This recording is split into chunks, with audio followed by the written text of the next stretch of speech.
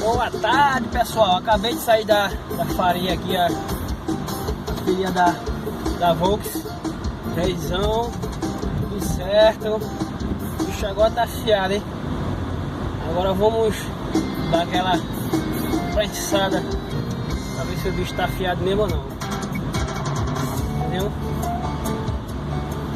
Desse jeito. Vamos ali pegar a rodovia. Estou aqui na Avenida Brasitânia, cidade de Fernandópolis, São Paulo. Hoje é 25 de janeiro de 2019, meu povo. Aqui tá fiado. Não sei se senta outra coisa, rapaz.